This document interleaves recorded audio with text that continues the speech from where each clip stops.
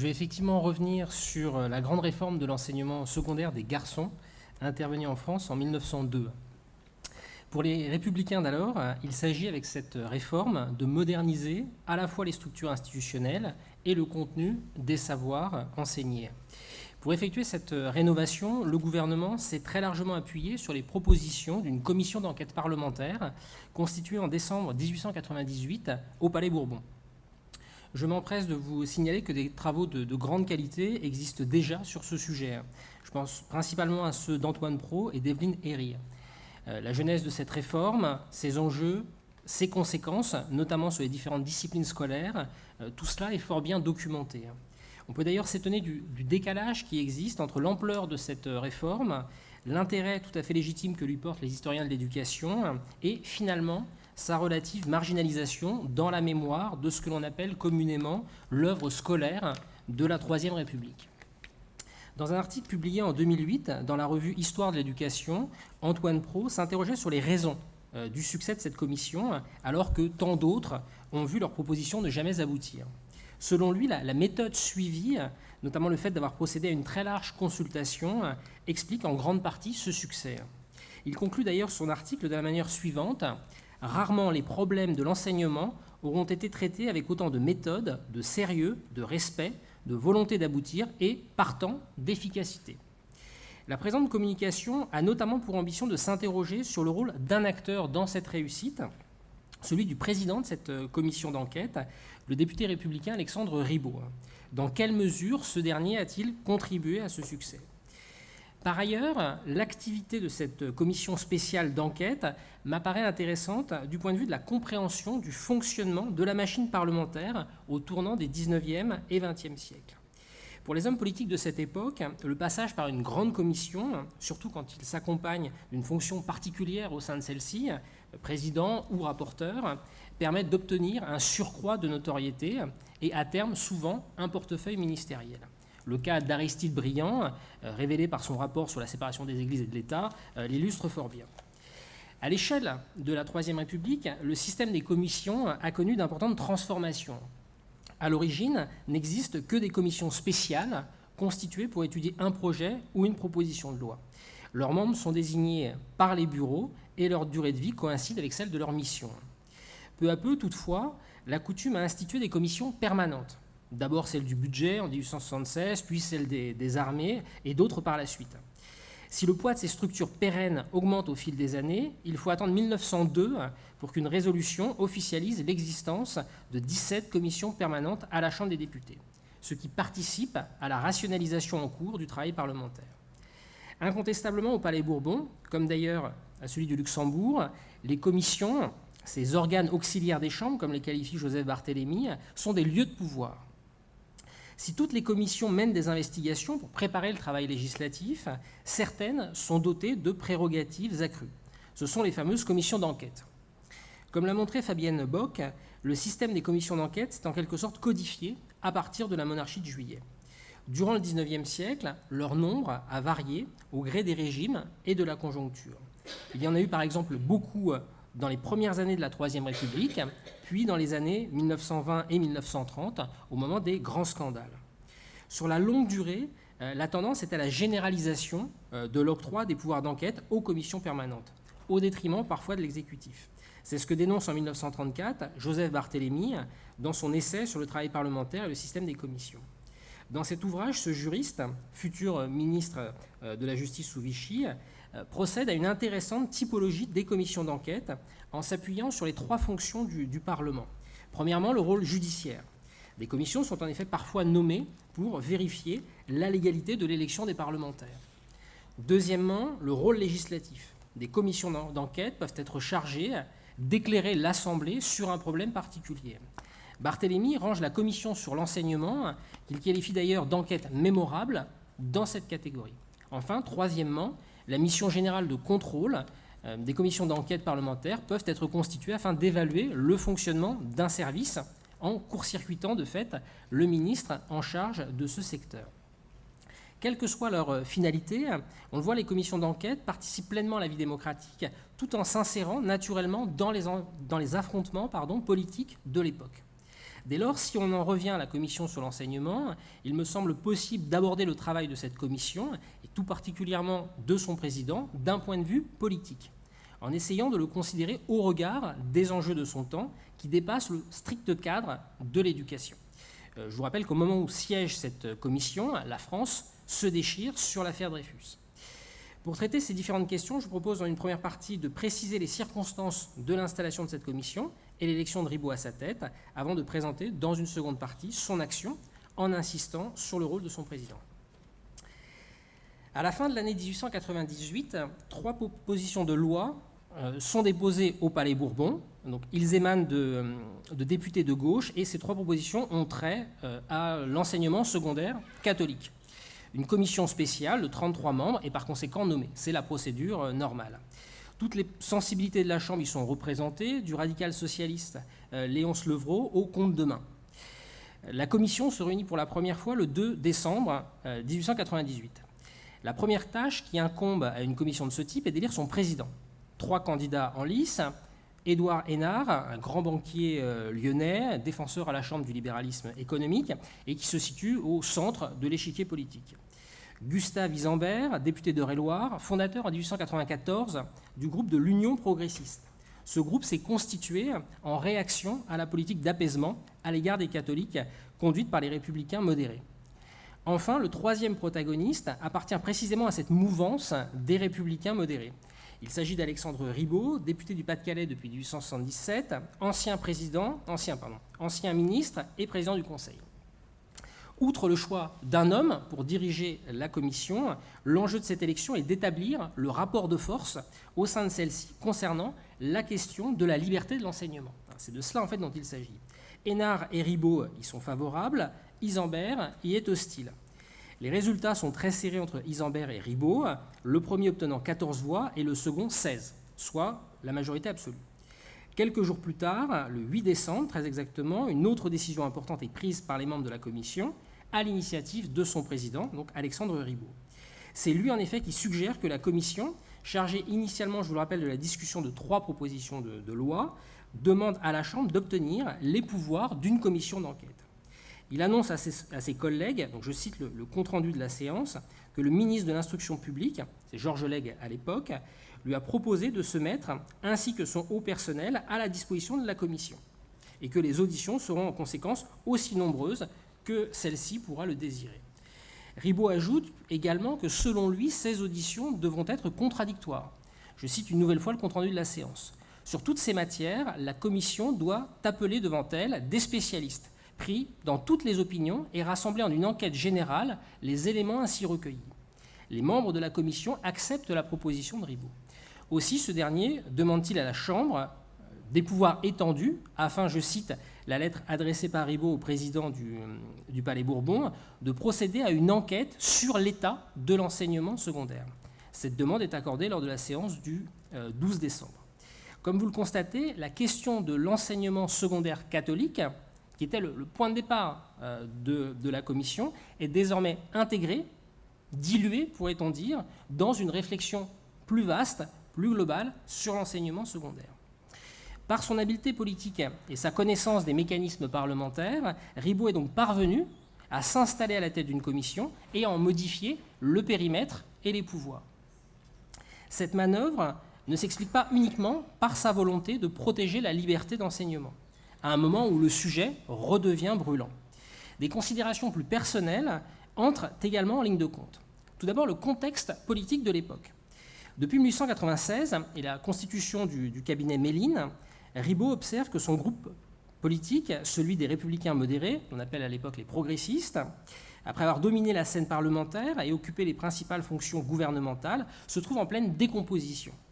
On a rarement vu, écrit-il en février 1899, un parti passer aussi vite de la victoire à la pleine déroute. Notre parti est réduit à l'impuissance parce qu'il est coupé en deux. La crise ouverte par l'affaire Dreyfus et la formation en juin 1899 d'un gouvernement de défense républicaine révèlent cette division, cette scission. Certains progressistes accordent leur confiance au gouvernement Waldeck-Rousseau, alors que d'autres, et c'est le cas de Ribot, refusent de la lui donner et basculent lentement dans l'opposition. Il faut dire que Ribot se refuse à épouser la cause dreyfusarde. Même s'il est convaincu de l'innocence de Dreyfus, il ne l'exprime pas publiquement afin, estime-t-il, de ne pas contribuer à l'instrumentalisation politique de l'affaire. À son épouse, il écrit ceci: « Le malheureux Dreyfus est la victime de ses défenseurs autant que de ses implacables adversaires. » Donc, dans ce contexte où les passions se déchaînent, la commission de l'enseignement doit-elle être appréhendée pour l'ancien président du Conseil comme une sorte de refuge? C'est en tout cas le sentiment du journaliste Jules Domergue qui, dans les colonnes du quotidien La Réforme économique, écrit ceci: « Éloigné de la politique active, M. Ribot semble s'être réfugié dans la présidence de la commission d'enseignement, comme une retraite studieuse où il peut dépenser son activité. » L'étude de sa correspondance privée confirme cette impression. « Je suis heureux d'avoir beaucoup de travail à la commission, écrit-il. Le premier résultat, c'est de nous tenir en bonne santé morale en nous empêchant de trop regarder le présent. » Sa volonté de prendre la tête d'une importante commission doit également être mise en relation avec sa vision du travail parlementaire. Ribot est un technicien de la politique. Il prône une approche rationnelle de l'action publique, sans dogmatisme. Dans son esprit, la politique est essentiellement une activité gestionnaire, devant être conduite, sinon directement par des spécialistes, du moins par des hommes éclairés, soucieux de l'intérêt général et capables de s'appuyer sur des expertises. Ces dernières peuvent être réalisées à l'extérieur du champ politique institutionnel, au sein de laboratoires à idées, ou émaner directement du Parlement, dans le cas, par exemple, des commissions d'enquête. Ribot est donc très favorable à ces dispositifs, quand il s'agit d'établir un diagnostic sur une situation complexe, afin que les décideurs puissent agir en ayant toutes les données en main. Il se montre par contre beaucoup plus réservé quand il s'agit de procéder à des investigations sur l'action de l'exécutif. En tant que président du Conseil, il s'est par exemple vivement opposé, entre décembre 1992 et mars 1993, aux demandes de la commission d'enquête chargée de faire la lumière sur le scandale de Panama, au nom de la séparation des pouvoirs. Donc voilà en quelques mots les circonstances dans lesquelles Ribot s'installe à la présidence de la commission de l'enseignement. Donc je vous propose à présent, dans une seconde partie, d'évoquer très rapidement son action à la tête de celle-ci. Les travaux de la commission d'enquête s'étendent sur la quasi-totalité de la 7e législature, qui couvre la période 1898 à 1902. L'objectif de cette commission est, comme l'explique Ribot, de rechercher les causes du malaise de l'enseignement secondaire. Dans le dernier quart du XIXe siècle, alors que l'instruction primaire sort transformée des réformes de Jules Ferry et que l'enseignement supérieur est en développement, l'empire du milieu, pour reprendre l'expression de Lucien Febvre, semble aux yeux de tous les observateurs en crise. D'ailleurs, entre 1887 et 1898, les collèges et les lycées publics de garçons perdent des effectifs, ce qui n'est pas le cas des établissements confessionnels. D'où l'inquiétude des républicains. Donc, comment se présentait l'enseignement secondaire avant la réforme de 1902 ? Cet enseignement juxtaposait deux formations distinctes. D'une part, les humanités classiques, dont la fonction principale était la formation de l'individu et dont la sanction était le baccalauréat ès-lettres, et d'autre part, les classes préparatoires qui accueillaient les aspirants aux écoles du gouvernement. En parallèle de ces deux cursus établis, se développe ce qu'on appelait à l'époque l'enseignement spécial. L'enseignement spécial qui devient à partir de 1891 l'enseignement moderne. Et cet enseignement moderne préparait en un temps plus court aux métiers dans l'agriculture, l'industrie et le commerce. Si l'enseignement moderne capte une part croissante des effectifs, il souffre d'un déficit d'image, la filière classique demeurant en quelque sorte la voie royale. Si aux yeux de beaucoup, cette architecture complexe explique les difficultés de l'enseignement secondaire, sa transformation est rendue très délicate par l'affrontement extrêmement violent entre les anciens et les modernes. Bien entendu, la commission est également traversée par ce clivage. Avant de prendre position, la commission se doit d'établir un constat le plus précis possible de la situation. Pour Ribot, ce travail n'est pas une œuvre de parti. Il entend travailler objectivement sur cette question. Alors précisément, comment cette commission a-t-elle procédé ? Elle a tout d'abord demandé au ministre les statistiques détaillées de l'enseignement secondaire, tant pour le public que pour le privé. Dans le même temps, un premier questionnaire a été envoyé à tous les chefs d'établissement sur l'évolution de leurs effectifs et ses causes. Puis un second questionnaire de 4 pages contenant une longue liste de questions a été diffusé très largement aux établissements publics et privés du primaire, du secondaire et du supérieur, mais aussi aux conseils généraux et aux chambres de commerce. En réalité, tous ceux qui le souhaitaient pouvaient y répondre. À son épouse, Ribot avoue que les membres de la commission sont inondés, je le cite, de rapports de recteurs, proviseurs et professeurs.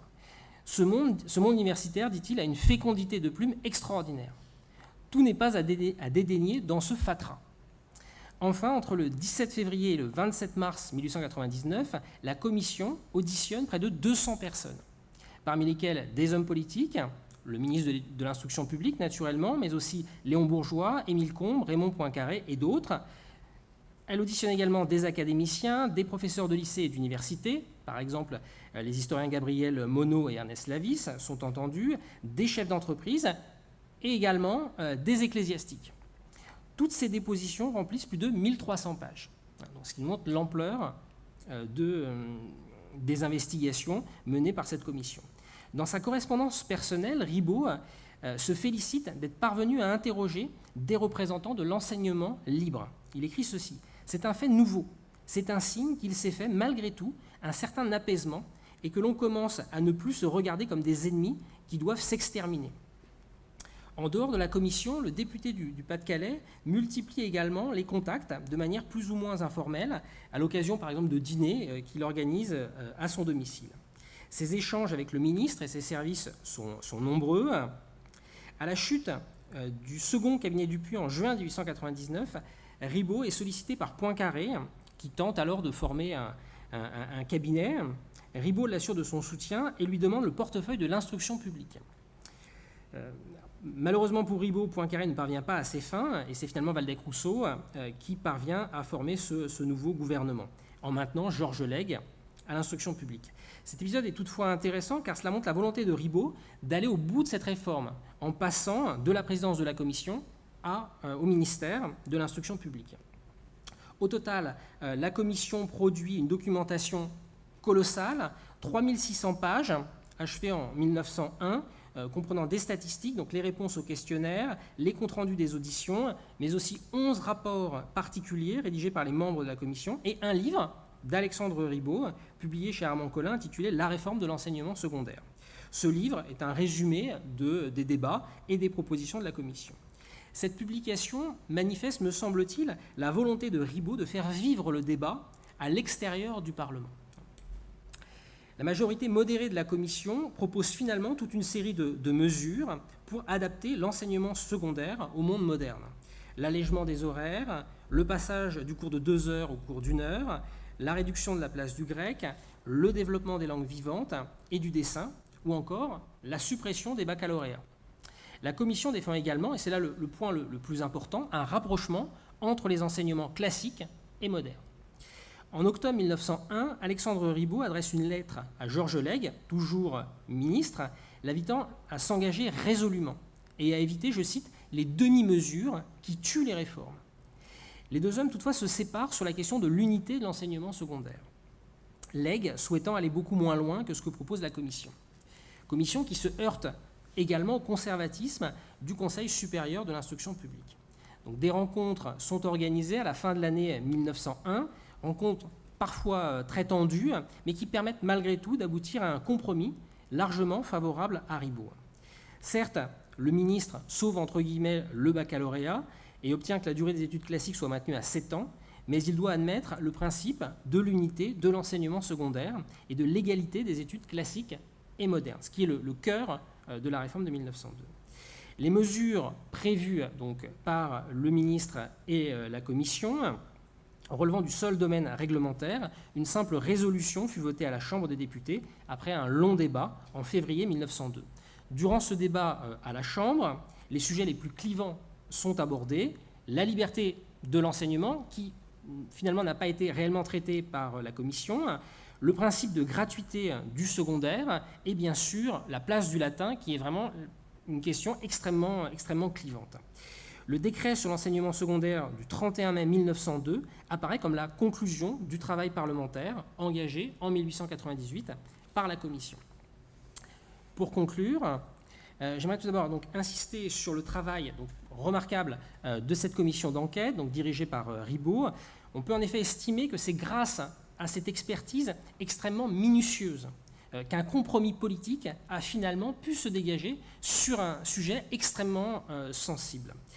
Cette commission est à mon avis inséparable de son président qui a imprimé sur celle-ci son savoir-faire et sa ligne politique. J'ajoute que le capital politique de Ribot a sans doute été décisif pour assurer un débouché politique aux propositions de la Commission. Enfin, il me semble important d'inscrire la réforme de 1902 dans la vaste transformation du système éducatif mis en place par les républicains de gouvernement. L'architecture de l'enseignement secondaire, telle que définie en 1902, s'impose comme le cadre de référence pendant au moins 50 ans. Cela étant, les débats demeurent, après 1902, toujours aussi vifs, notamment sur les questions de pédagogie. Par ailleurs, et ce sera le mot de la fin, cette réforme a laissé de côté certaines questions qui vont revenir sur le devant de l'actualité, la question de la gratuité, la question du maintien de la loi Fallou, et bien sûr la question de l'enseignement des filles, qui n'a absolument pas été traitée par la Commission. Je vous remercie pour votre attention à cette heure tardive. Merci beaucoup.